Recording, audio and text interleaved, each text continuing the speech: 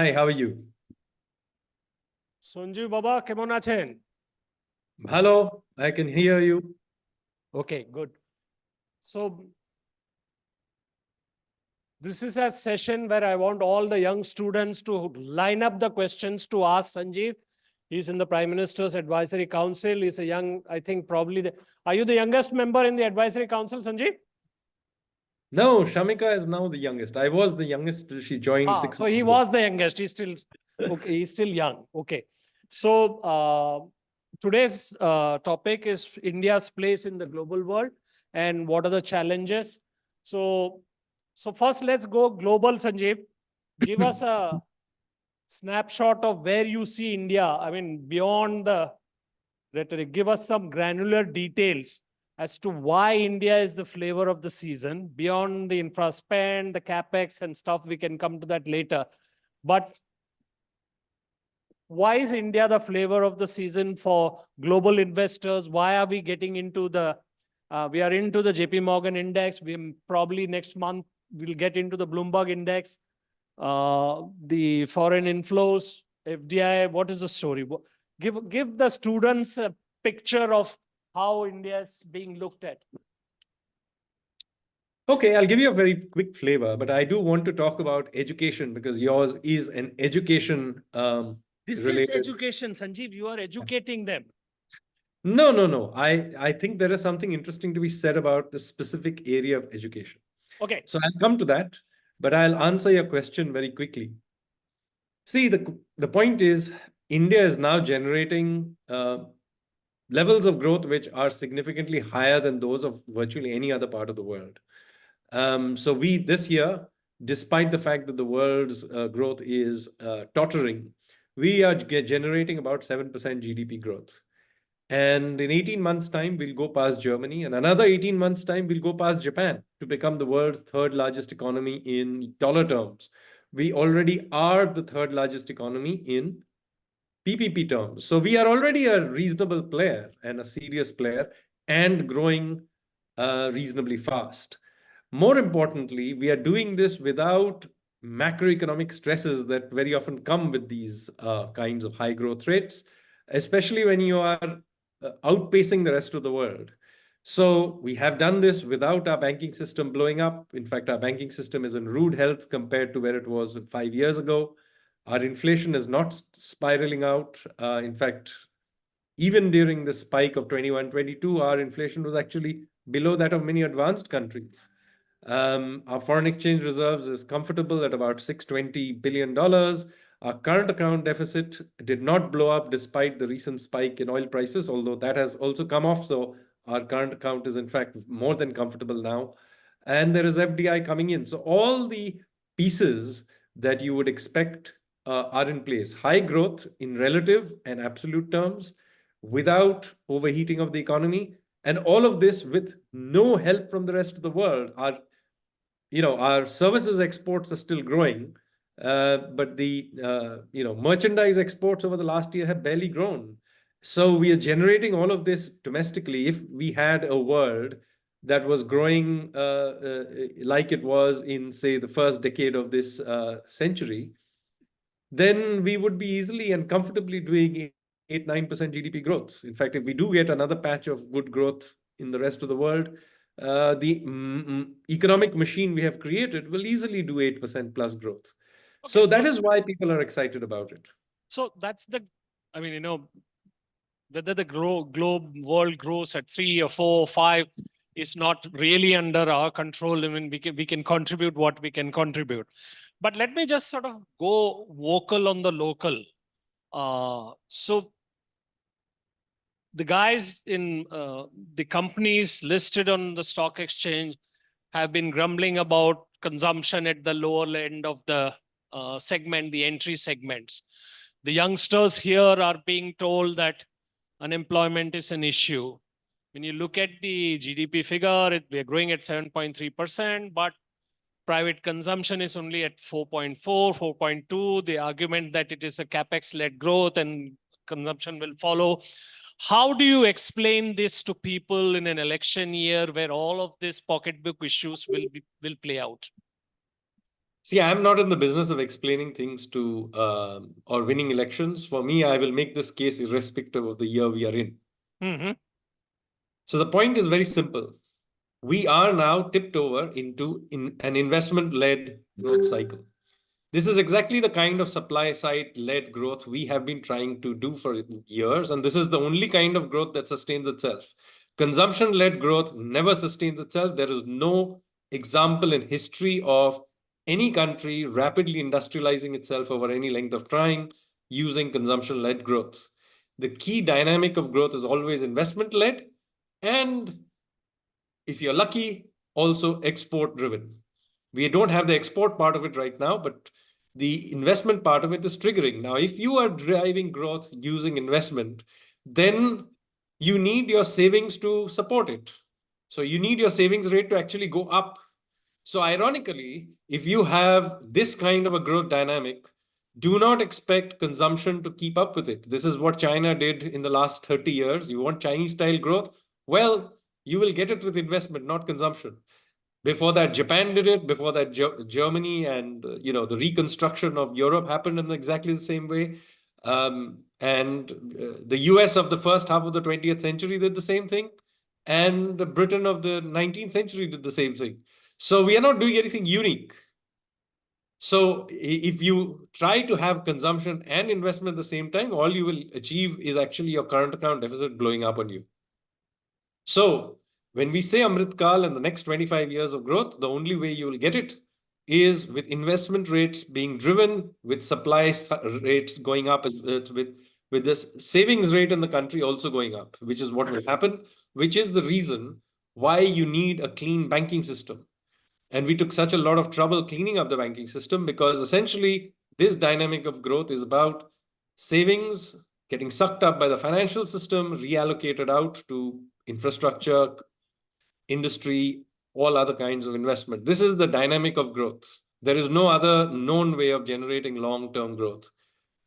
And if we get lucky, we also get exports at some point. It is not a driver right now. So it's entirely consistent what you're seeing and what I am telling you. This is the model. Okay, so I don't want to sort of push the argument of that we can have a balanced growth or there might be some consumption. The questions that are coming up on consumption are reasonably related to what is the level of income generation in the agri sector or in the local economy at the entry level of jobs and whether we are creating jobs. But let me reframe that question in a different Let way. me come to jobs. Let me tell you about jobs. I am not a believer in this idea of jobless growth. There is no example in history where jobs have been created without there being prolonged period of growth. Okay? And there is also no example in history of a sustained period of growth without jobs being created. So how do we define prolonged period of growth? 3, 4, 5 years of 3, 4 years of growth, maybe more of growth, but at least 2, 3 years. We've just come out of COVID for 2 years. You just have to keep going at this. The point is, you have to sustain this. And if you sustain it for 25 years, that's what the whole Amrit Kal point is. Okay. So the point is, you generate growth and keep at it. And there is a peculiar argument, Kerala model of growth, or some bizarre arguments will be made about trying to avoid growth as a generator of jobs. I've never understood it. The Kerala model of growth is about generating jobs in the Gulf. So Okay, there's a large Kerala audience here who I will get to respond here. But let's move on. When we say that we are well placed, Minister Hardeep Puri was here earlier and other speakers who have spoken about the level of growth we are achieving, where we will be in 2030 and stuff. How do you sort of see we invest less than what we need to in education and we invest less than what we need to in health. Now, beyond and above that, there are 3 levels of disruption. Labor mobility is challenging in anti-immigration world. Technology acceleration. Now, IMF has come out with a report saying AI could sort of shift or retrench human interface in between 30 and 60%, depending on the level of development in the economy. So that many jobs may be created or fewer could be created. And then there is climate change. Okay, I'm not even getting into the climate story because it's a bigger unknown. How do you think India is preparing? Now, you're part of the council. These questions must be coming up. How is India gearing up to be ready for the disruptions, or how is it sort of gearing up to move past the disruptions? So first of all, be very clear. Artificial intelligence may need to be regulated for a variety of reasons, but we need to embrace this. Like any other disruption, technological disruption, it will, but it will also create lots of new jobs. What we need to do is to be fluid enough to be able for to get upskilled in all of these things. And by the way, the jobs that will be created are likely to be for the relatively educated. So, if the jobs that will be destroyed and being created will basically in the relatively educated group. It's not like the guy who is doing municipal services and sweeping the streets No, is fair getting. enough. It's not going to retrench the physical jobs. That's fair enough. So the people who are getting retrenched are also people who are in the best possible position to retrain themselves, particularly given the fact that our demographics is young. So we need to embrace artificial intelligence. And as it happens to be, a lot of this artificial intelligence is getting developed in India, not necessarily by Indian companies. Google and Facebook are doing it, but it's getting done in India. So in that sense, we are creating a fairly big artificial intelligence sort of capability in India. Now, in this context, I want to get to the point about education, Okay. which I said I will get to. Yeah. Sure. The fact of the matter is, the education field, particularly academics, love to talk about disruption everywhere else. But in fact, it is their sector that needs to be disrupted completely. Why is it that, and I'm talking specifically about higher education. School education is a different matter. And for the purpose of this discussion, let's talk about tertiary education only. The point is, why in the age of YouTube do we need repetitive class lectures? It's an already outdated idea. All you need is to give a lecture once by the best lecturer in that subject, put it on YouTube, and the whole world can listen to it. And then all the questions can be answered by ChatGPT. You actually no longer need classrooms, certainly not for lecturing and not even for answering questions. So this is a very important thing because it can mean that university education is actually can be completely revolutionized. We need universities maybe for doing research. You need them maybe for doing testing and certification. You do not need them for teaching, at least not subjects you don't need practical things. I understand medicine may be something, or or you're trying to teach a pilot, you probably do need to get them to do live things. But there are large numbers of subjects where you do not need classrooms in the way you used to, or need very little of it, which means that we can actually do a massive expansion of our tertiary education system into a totally different scale. And in fact, I would argue you can actually make it completely free for a large number of subjects. Now, as I said, not true for a few areas like medicine, where you still need hands-on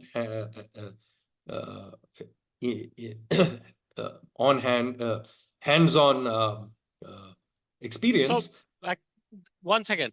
So while you were saying your piece, I was trying to see whether the chairman of UGC who was here a short while back was here, so we could have brought him into the discussion. But expand on the first part that you said, which was interesting, is to have the best professors and teachers sort of teach. How would you do that? Well, just put them on YouTube. Create a curriculum for every subject and find people who are good at doing this. In fact, that is already available. So this is All- a sort of expansion.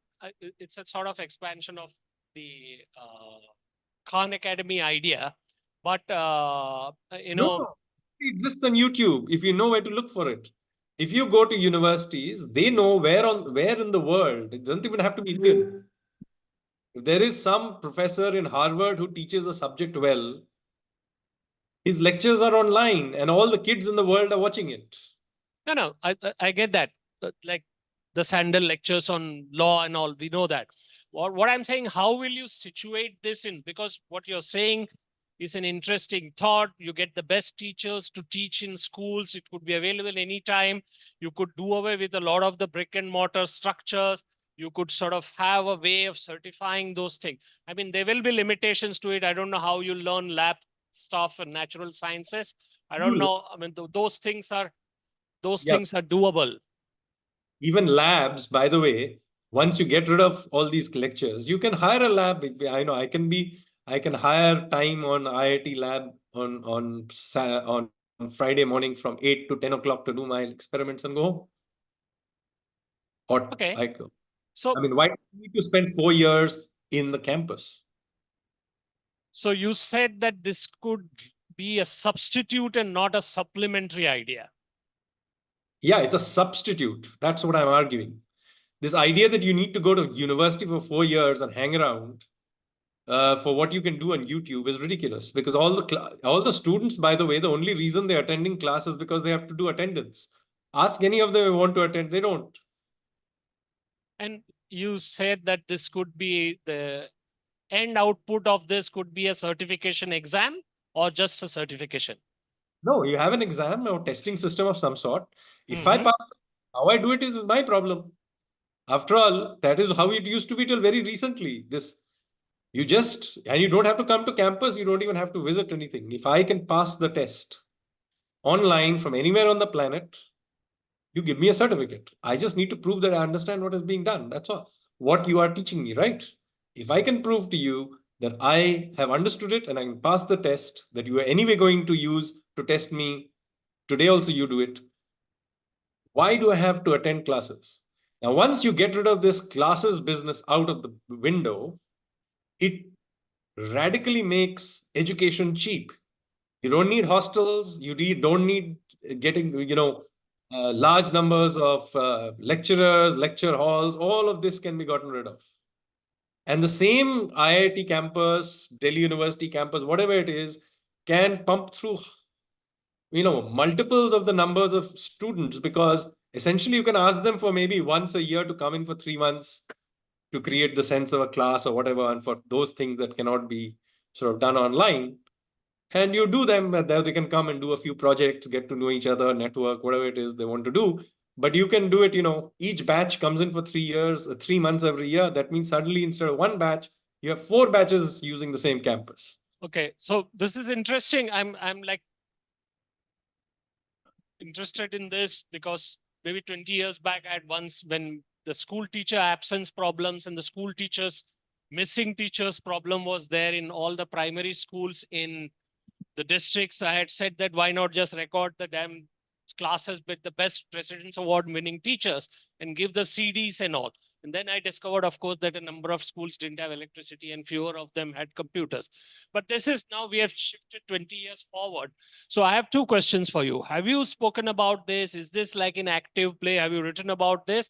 And a more important question, since you're a history buff, is that was this how education was imparted? Can you sort of give a live wire sort of example of that in this period, this is how this happened? Yes, Ekalavya did it. No, he was watching it from a distance and he turned out to be as good as Arjun.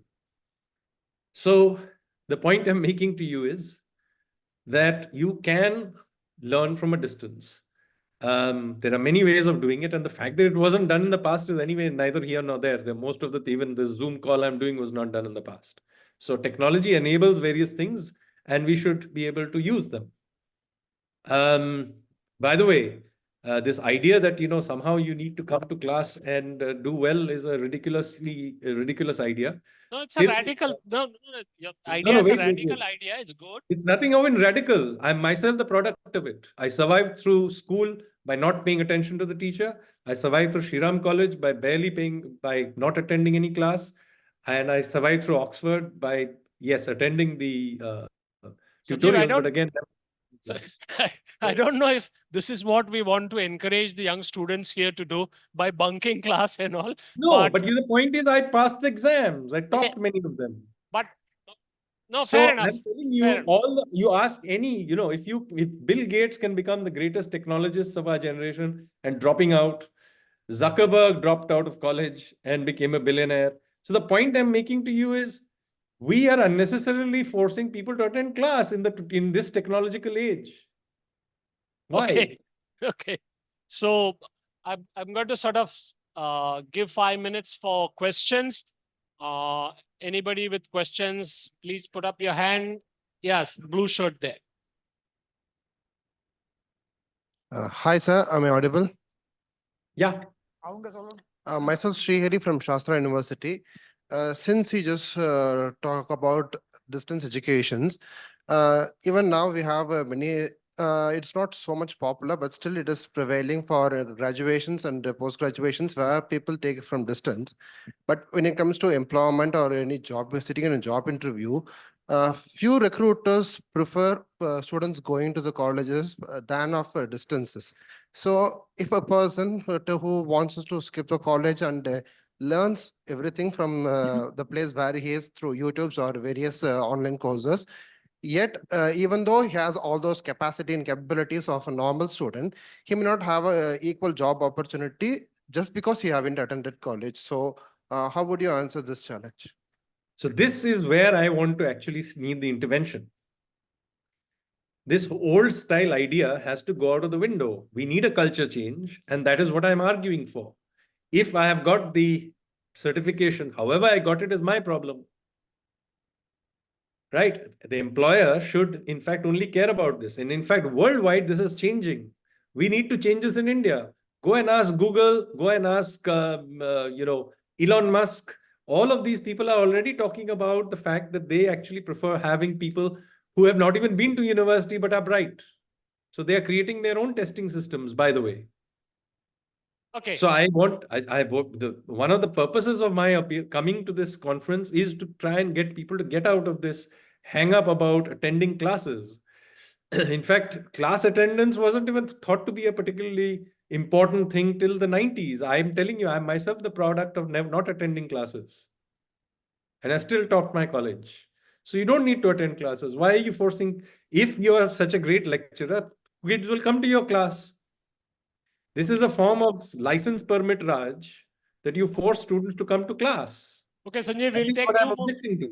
Sanjeev, we'll take 2 more questions and then wrap on the session. I'm being asked to wrap. The lady in the black shalwar kameez and the lady. We'll ask a student, ma. Okay. Good evening, sir. This is Santalakshmi, civil service aspirant as well as student of international studies.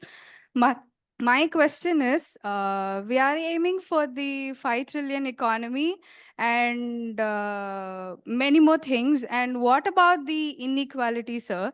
To quote that, India's top 10% wealthy people have 60% wealth and bottom 50% population have 6% wealth. So is it the time that says survival of richest, and how can we address the inequality? What is the government's perspective? Thank you. So I don't think those statistics are wrong. I don't think those statistics are correct. But there is, of course, an issue of inequality that we do need to take care of. And the way in which this government particularly looks at it is slightly different from how Western world looks at it. Our view, which is encapsulated in the concept of Antyodaya, basically states that, look, what we really care about is that the bottom of the pyramids quality of life should improve. This is, in other words, we care about absolute poverty first and foremost, not so much inequality in that sense, but absolute poverty. And if you see the way in which this government has gone out of its way to create ways in which transfers can be made to the bottom of the pyramid, you will see that we are very dedicated to this.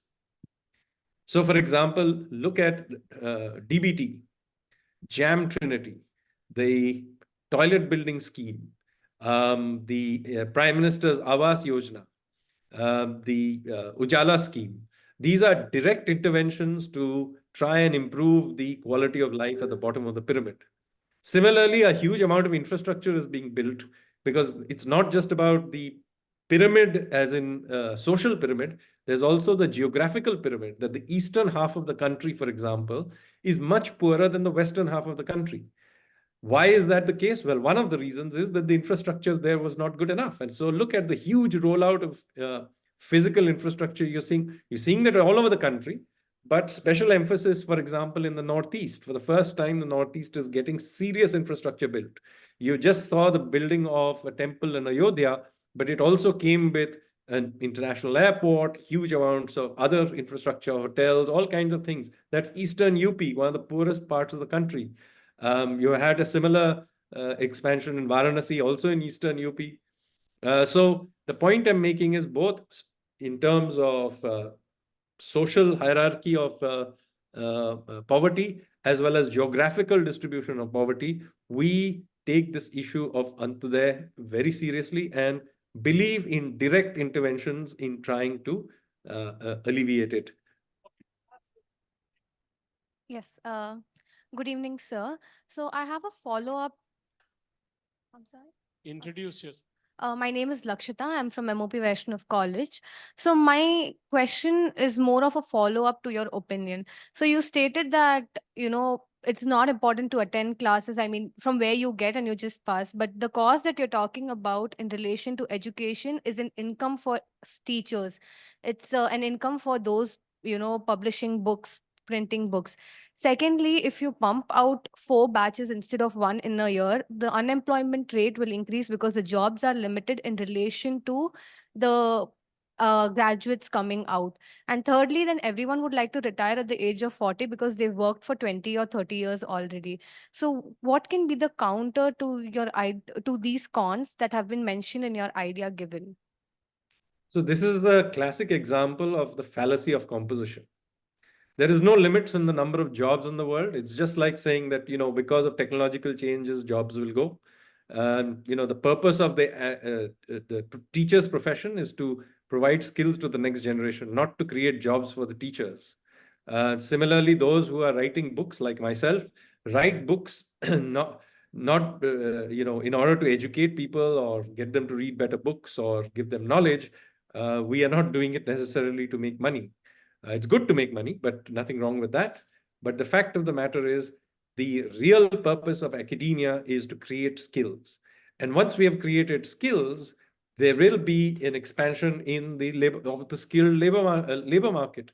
There is no limits to a number of jobs. The problem is the limits of skills. There is a shortage of skills. There is no shortage of jobs out there. As we create more skilled labor, we will be able to generate ever higher growth.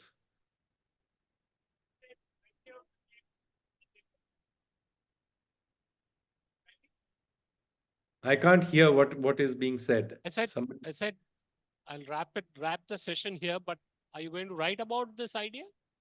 I have written about it. I have spoken about it in earlier thing. Sure. I'm happy to write about it in your newspaper as well. Okay. I shall inform Santvana if she's here that this is like a controversial, interesting subject to sort of bring in. Okay. Thanks, Sanjay. It was a lovely session. Thank you. Thank you. Bye.